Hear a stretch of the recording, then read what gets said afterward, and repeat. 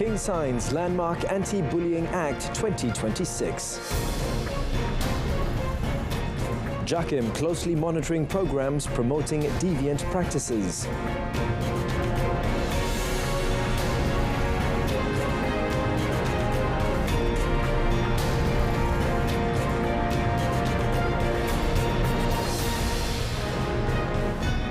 Good evening and salam Malaysia Madani. You're watching Malaysia Tonight. Before we begin, here are tonight's top 10 stories.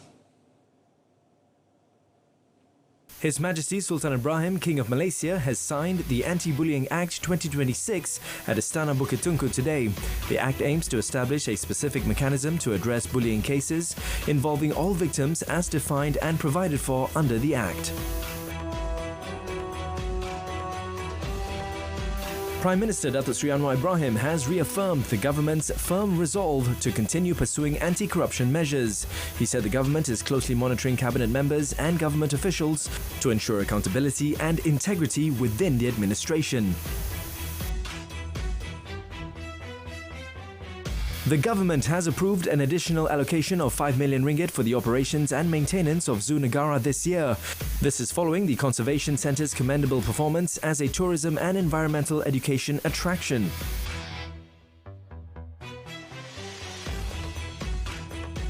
The by-election for the Kinabatangan parliamentary seat saw a three-cornered contest between Barisan Nasional, Warisan and an independent candidate. Meanwhile, it is a one-on-one fight between BN and Warisan candidates in the Lamag State seat. No nomination papers were rejected by the Election Commission.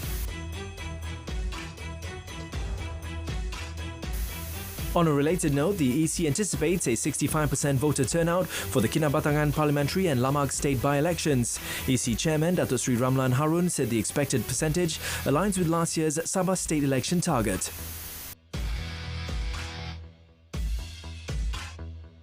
The authorities are closely monitoring the Glamping with Pride program and will not compromise on any effort to normalise unnatural sexual practices. The Department of Islamic Development, Malaysia, said such practices clearly contravene religious principles and teachings and are contrary to moral values, civilization and the legal framework. The Royal Malaysian Air Force, TUDM, will take strict action against all 20 of its officers found to be directly involved in immoral activities. The Air Force Chief said TUDM takes any violation of orders, directives and regulations very seriously, stressing that this unhealthy culture is not a practice within the force.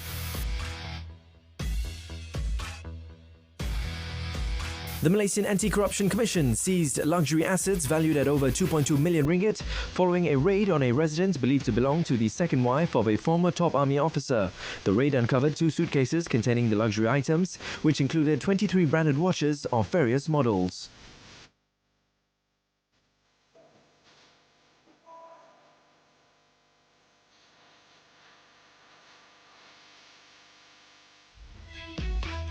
Small and medium enterprises are advised to focus on cost management and business resilience this year. They must take advantage of financing schemes, digital grants and training programs to enhance automation and readiness for export markets.